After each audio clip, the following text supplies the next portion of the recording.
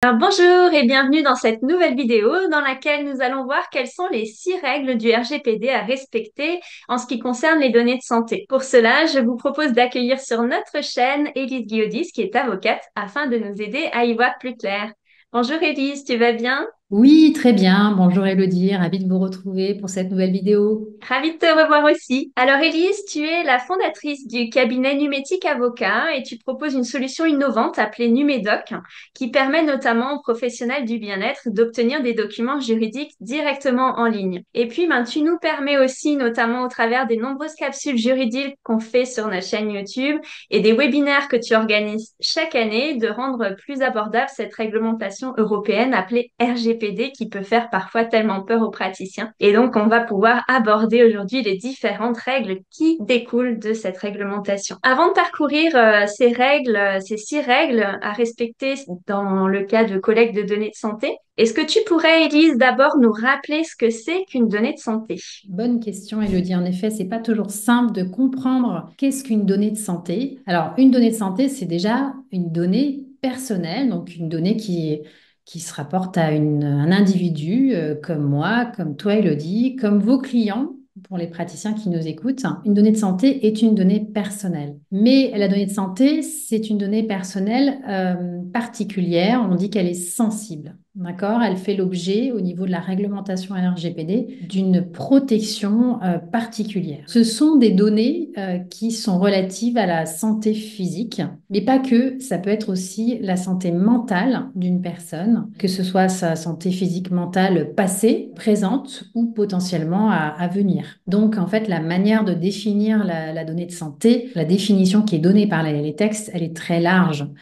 Ça va viser toute information qui concerne, par exemple, une maladie d'un client, d'un handicap que la personne aurait, un risque de maladie. Hein, c'est pas forcément une maladie avérée, ça peut être un risque de maladie, des antécédents médicaux, un traitement que la personne suit actuellement.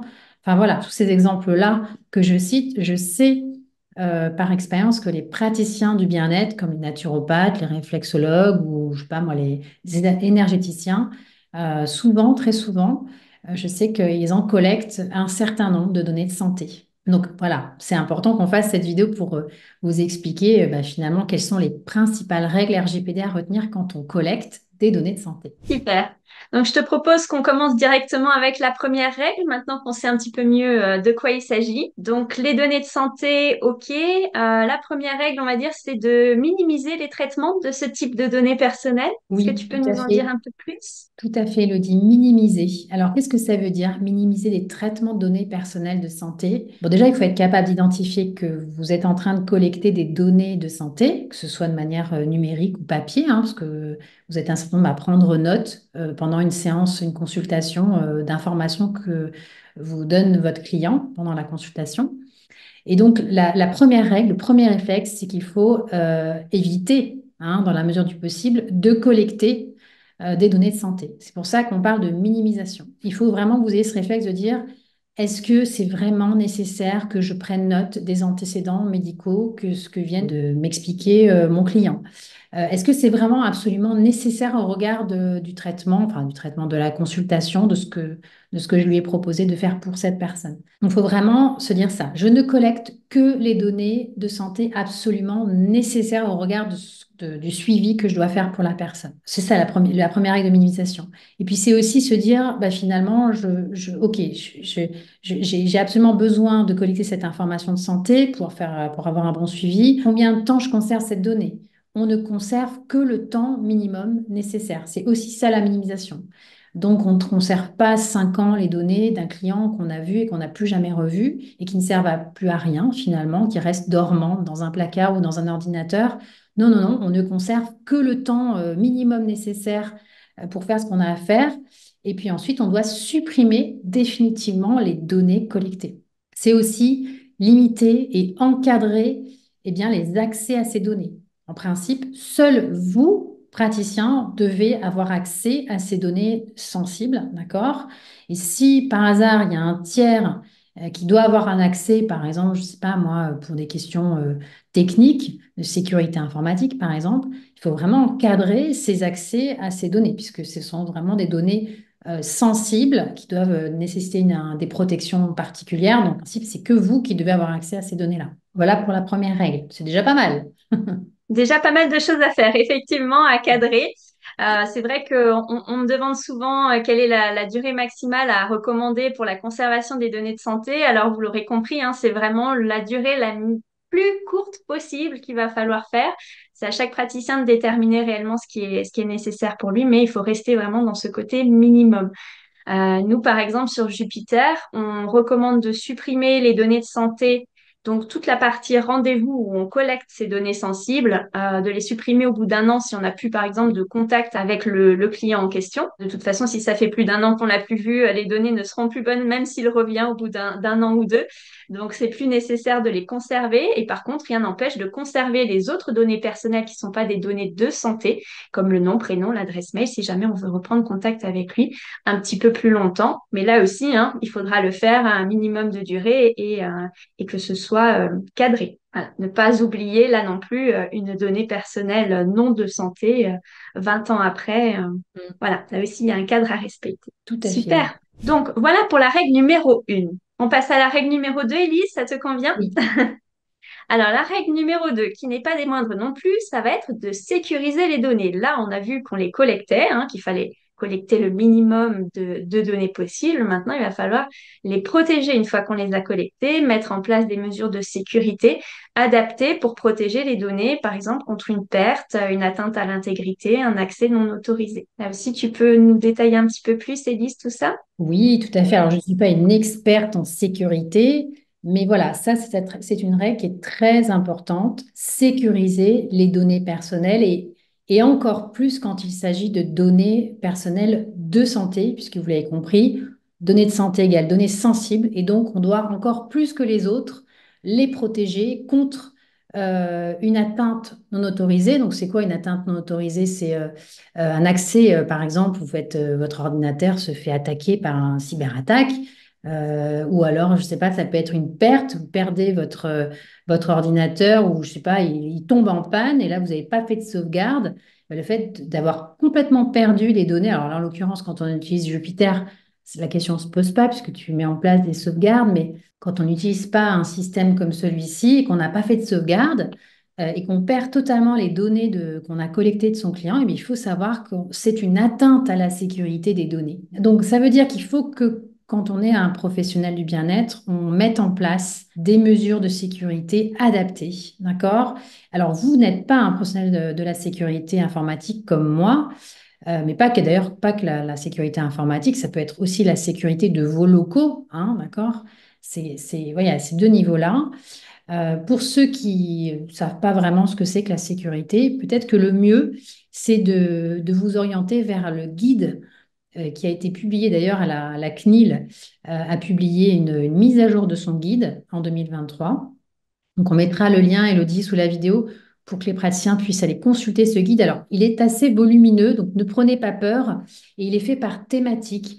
La CNIL va vous expliquer comment il faut sécuriser son serveur informatique, comment est-ce qu'on doit protéger correctement son réseau, comment, par exemple, mettre en place un système d'archivage, comment on doit protéger ses locaux contre voilà, des cambriolages. Enfin, voilà, il y a une liste de thématiques de sécurité. Et ce qu'il faut, c'est que vous ayez voilà, déjà un minimum de connaissances de ces mesures de sécurité qui sont attendues. Hein, parce qu'en tant que professionnel qui collectez des données personnelles et notamment des données de santé, vous n'avez pas d'autre choix. Il va falloir mettre en place des mesures de sécurité adaptées et conformes hein, aux standards minimums qui sont exigés par la CNIL. Alors, c'est vrai que ça, c'est un point qui peut être aussi assez sportif pour effectivement des personnes qui sont pas dans le domaine de la sécurité. Nous, c'est aussi un des avantages de Jupiter, c'est que, ben, comme l'a dit Elise, on a mis en place tout un tas de critères de serveurs sécurisés, de sauvegarde, de cryptage, et j'en passe avant de vous perdre. Mais en tout cas, on a mis tout ça en place pour que ben, le praticien n'ait pas à le faire. Donc, ça permet vraiment de protéger les données sensibles de vos clients sans avoir à mettre en place tout ce que vous irez voir dans le guide. Une chose importante quand même sur Jupiter, et je tiens à le souligner, c'est que on recommande d'utiliser un mot de passe robuste. qui soit à usage unique. Alors, qu'est-ce que ça veut dire un mot de passe robuste? Il doit avoir tout un tas de critères. Par exemple, il doit avoir 14 caractères minimum, une majuscule, une minuscule, un chiffre, un caractère spécial. Tout ça, c'est des minimums. Ça peut être, vous pouvez en mettre plus, mais c'est vraiment le minimum requis. Et quand je parle d'usage unique, ça veut vraiment dire que le mot de passe de Jupiter va pas falloir l'utiliser pour son compte bancaire, pour aller l'application de sa banque ou de son magasin où on fait ses courses. Enfin voilà, faut pas mettre le même mot de passe partout. Le but, c'est que ce soit un mot de passe spécifique pour l'accès aux données de santé, aux données sensibles. Une autre recommandation aussi, et ça je l'entends souvent, c'est oh mais j'enregistrerai mon mot de passe sur mon navigateur. On n'enregistre pas le mot de passe robuste accès aux données de santé sur le navigateur. On fait pas ça. Voilà. Donc il y a quand même, malgré Jupiter, encore des petits critères à faire. Bon, ça reste léger, c'est une question de mot de passe, mais c'est quand même très important parce que ça peut être une porte d'entrée en fait à un accès non autorisé. C'est OK pour toi pour cette règle numéro 2, Elise? Ah ben oui, je crois On qu'on a passe dit à la 3? l'essentiel. Allez, Ouais. règle numéro 3. Alors la 3, l'hébergement des données de santé.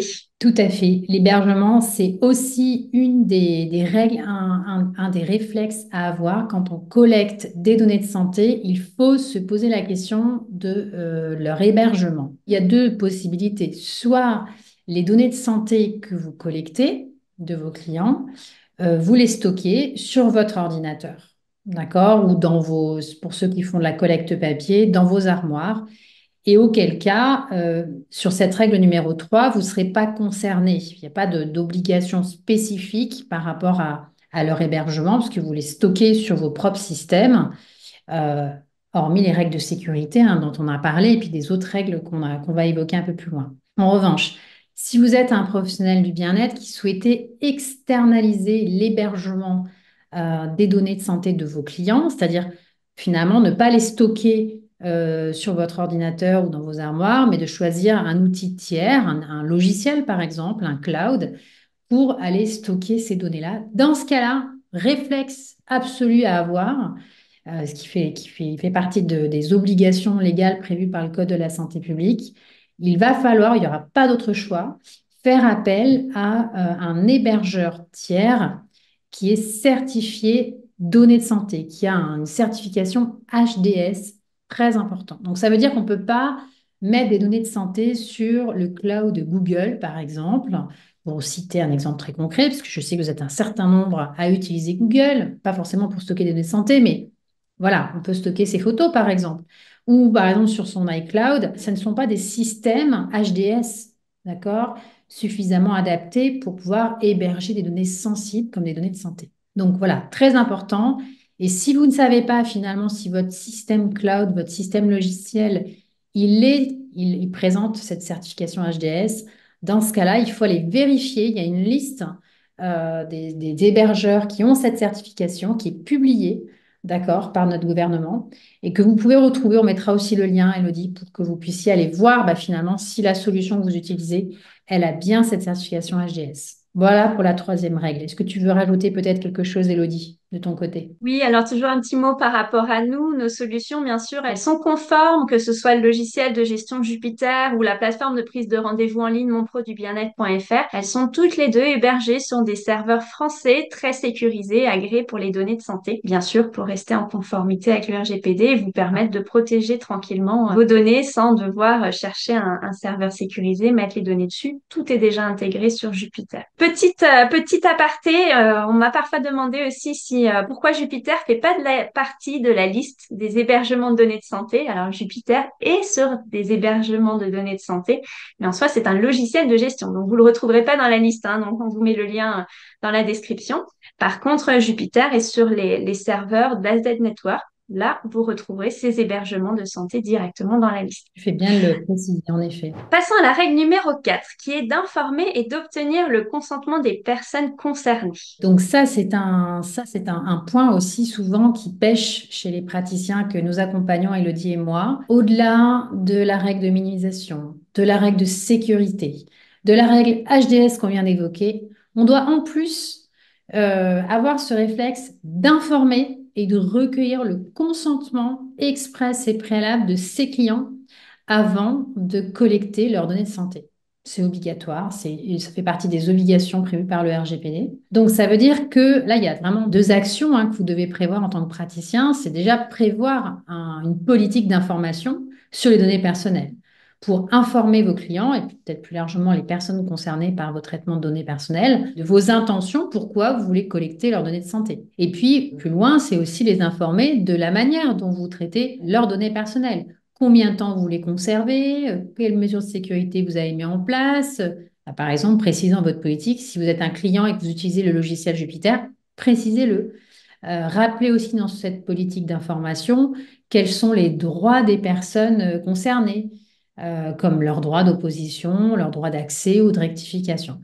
Donc ça, voilà, premier réflexe là-dessus, c'est vraiment d'avoir un document, une politique d'information sur les données personnelles. Et puis, autre obligation, c'est en matière de données de santé de recueillir le consentement des personnes. Donc, ça veut dire qu'avant chaque consultation, eh bien, il faut que la personne soit d'accord pour que vous collectiez ces données personnelles. Elle peut refuser, hein. Et dans ce cas-là, bah, soit si vous considérez que ce sont des données qui sont absolument nécessaires et sur lesquelles vous ne pouvez pas assurer la consultation, bah, dans ce cas-là, ça veut dire que vous refusez le client. Ou alors, bah, vous allez dire, OK, dans ce cas-là, pour vous, parce que vous ne m'avez pas donné votre accord, je ne vais pas pouvoir collecter de données de santé qui vous concernent. Donc, ça veut dire qu'il faudra faire tout de tête, ce qui parfois, ben, ça devient un petit peu compliqué, mais ce n'est pas impossible.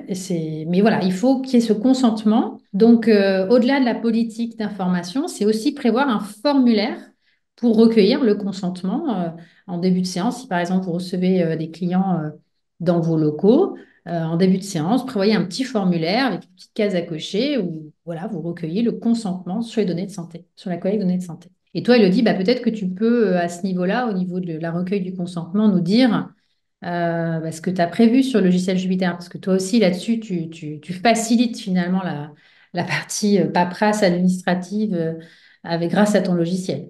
Effectivement, alors nous, on a déjà un document de consentement donc dans le cas de collecte des données de santé qui est présent sur Jupiter. C'est un document qu'on avait fait toutes les deux avec Élise, donc c'est un document sur lequel vous pouvez compter et vous pouvez simplement en fait le faire accepter à votre client via une case à cocher sur son espace client sécurisé. Donc c'est très facile pour lui comme pour vous. Vous avez ensuite la trace bien sûr sur la fiche du client comme quoi il l'a accepté tel jour à telle heure, donc vraiment tout en conformité. Et puis cet espace client sécurisé, il permet aussi de transmettre votre politique de confidentialité très simplement. Il y a accès à tout moment. Et c'est vrai que concernant la politique d'information, si vous souhaitez en savoir plus, n'hésitez pas à aller voir la vidéo que nous avions tournée avec Élise sur les deux documents légaux obligatoires, dont la politique d'information. On avait rentré un peu plus dans le détail de ce qu'elle doit comporter, si ça vous intéresse. Super. Alors, la règle numéro 5.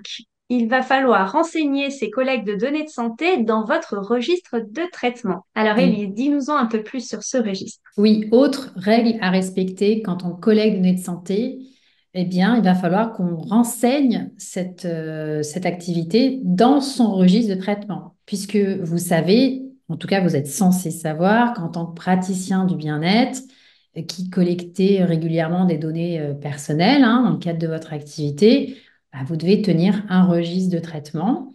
Et si vous collectez des données de santé, eh bien, il faut renseigner cette activité dans votre registre de traitement. Je ne vais pas plus loin sur cette règle-là.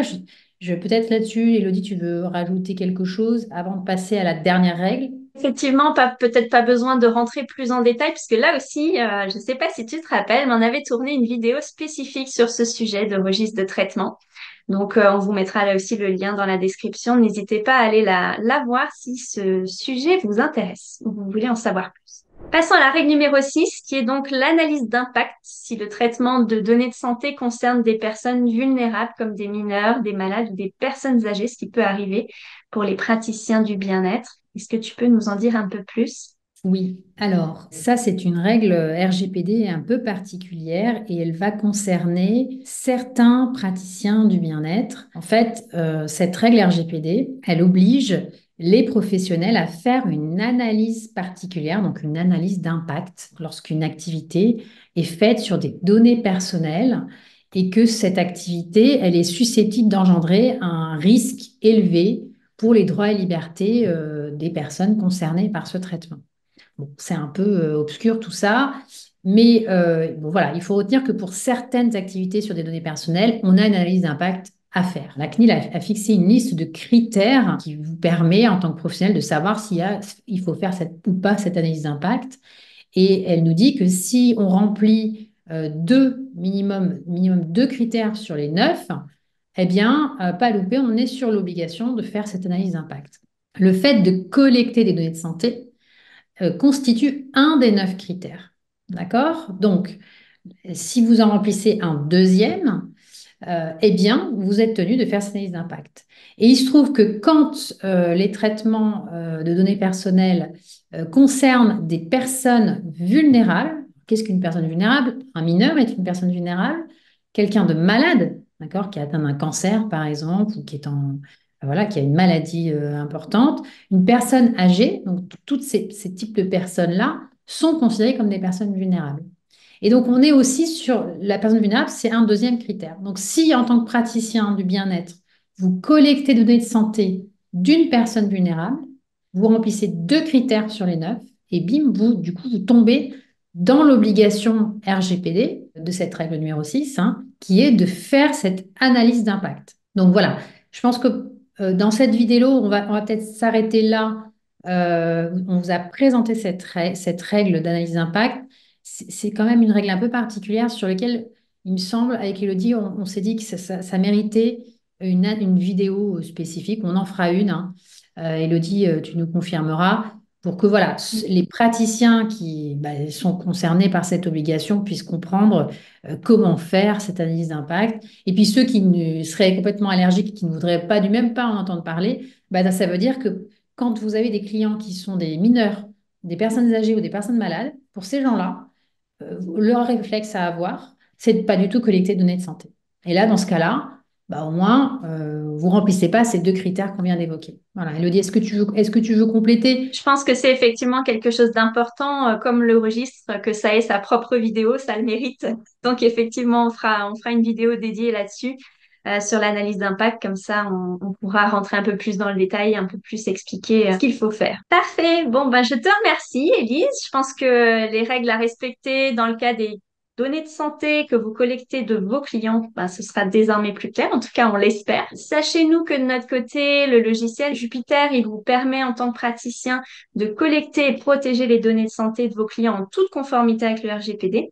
Donc, si vous souhaitez découvrir ces avantages et tous les autres en vidéo, on vous met là aussi le lien de la démo dans la description. Et si vous avez encore des questions sur les données de santé ou toute autre question concernant le RGPD, n'hésitez pas à nous les mettre en commentaire et on se fera un plaisir avec Élise d'y répondre. Voilà, Élise, on arrive à la fin de cette vidéo.